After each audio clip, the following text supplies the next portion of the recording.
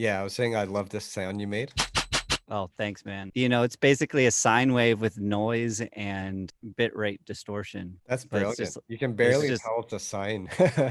like almost all the sound design I did is all done with sine waves. That's cool. I like this too. Yeah, sometimes that's all you need. Don't overcomplicate it because you can get good results with simple concepts. I love this sound. Yo, what's up, aliens? AHEE here with another tutorial. So today's video is going to be a little bit different in the fact that it's going to be a collaboration with another YouTuber and drum and bass producer, Stranjah.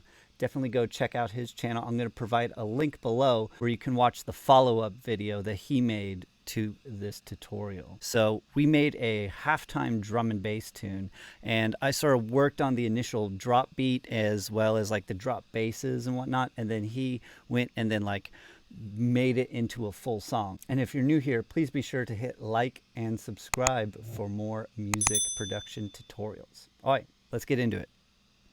So first off, I started off with this drum and bass break. You know, super simple.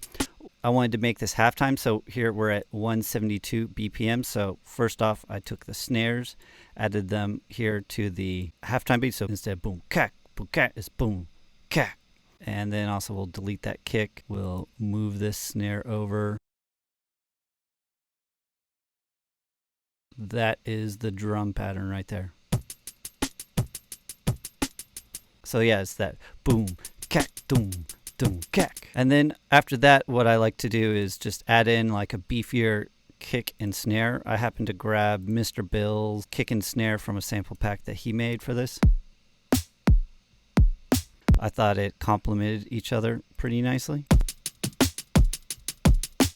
Oh yeah, that's what I like to do on the second round. So yeah, this one is the boom, cack, to cack, tekum, tap, boom, cack, tack, tekum, tack.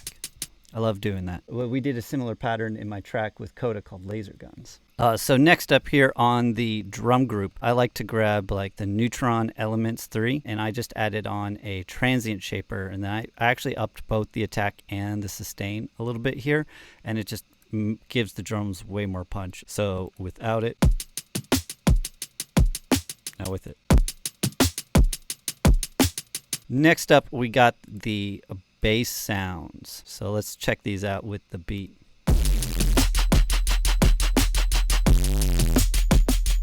Ride or die.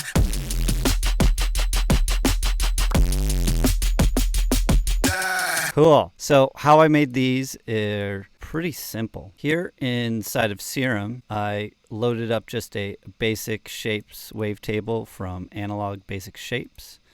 And then I took LFO1 and applied it here to the coarse pitch modulation. And then I hit Shift Option to switch it from bipolar mode to unipolar mode. And it's going up, what is it? Yeah, just 18. Now I've got it set to envelope mode over here and half note. It's basically just pitching down. So here it is without any of the other effects on there. Just a boom, you know, almost like an 808 kind of sound. Next, what I did in here is I turned up the unison a little bit. It gives a second voice in there. Then I added in the noise right here and actually turned it on to key tracking. I pitched it up to 50. Turned up the level to 39. So yeah, nothing too special just yet. And then next I added in distortion, set it to tube, turned up the drive all the way, and this is really where the sound comes from. And you see here, if we had just done one voice, you can hear this really if you're listening with headphones or studio monitors. With the one voice, it's this mono sound, but with the two voices, it's this like really wide bass sound. So that's why that's important. And then next I added in the compressor just to squish it a little bit more. But then like with this, with like the bass being all on the sides, I wanted to add more bass back into the mono. So I turned on the sub here and set this to direct out. So yeah, it's got that sub that's going clean to the center and then the distorted ones that are in the side. And that's basically the sound. You know, sometimes with sound design, it's all about keeping it simple. This next sound here, the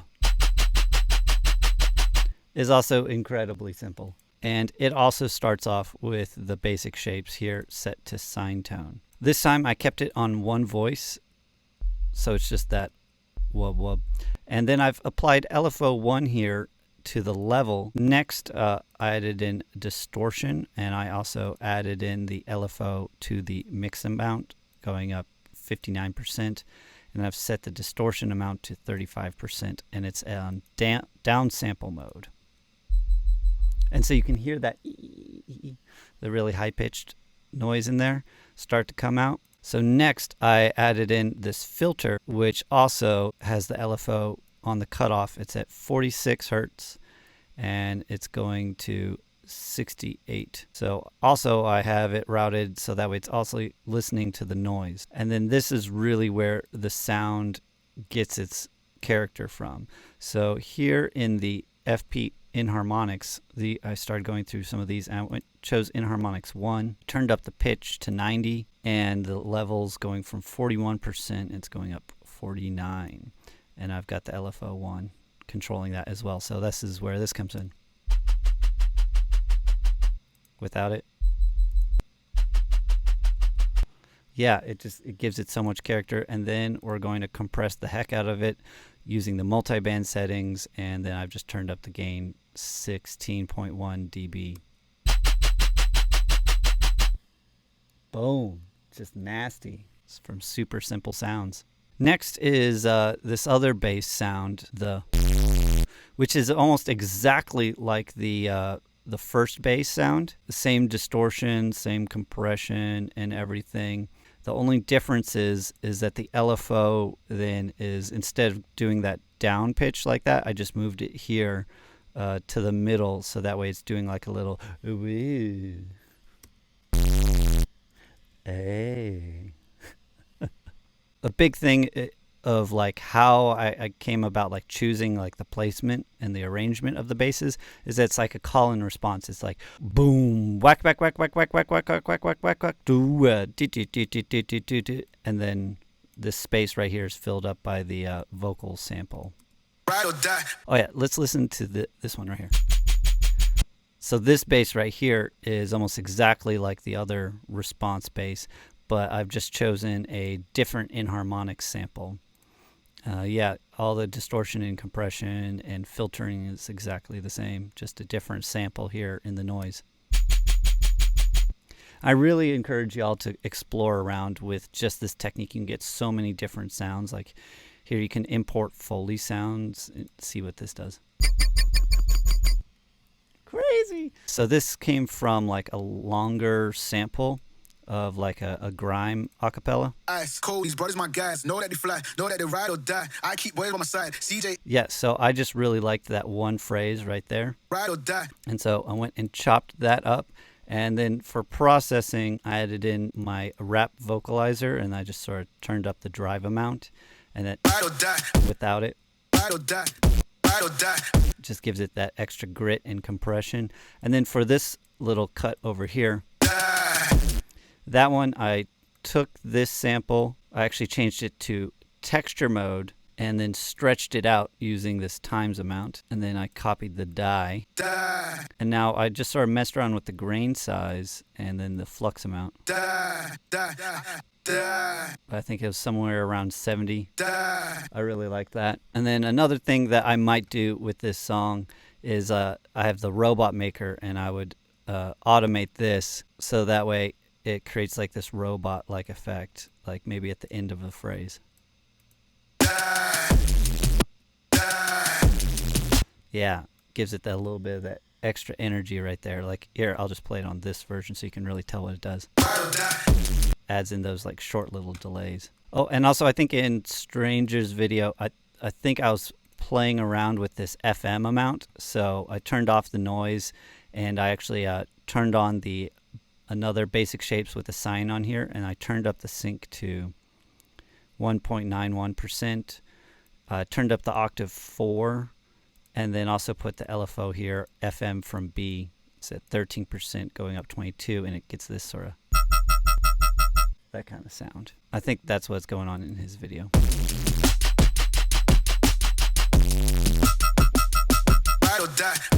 But I think I later on went and edited it so that way it was just the harmonic. just liked it more. Ride or die. But yeah, that's the little loop that I made for our collab. I sent it over to Stranjah, and then he just like went full on into it and like made this whole intro, epic intro. I feel like I'm in like Stranger Things, but like drum and bass mode. That's cool. And this like whole melody and chord progression to it. What was the bum bum bum bum? Oh, there's a cool story. And you know the theme song from Requiem for a Dream? Yeah. Oh, okay. Definitely go watch that next, and I'll provide that link below where y'all can do that. If you enjoyed this, please be sure to hit like and subscribe for more bass music tutorials. All right. Peace, aliens. Ride or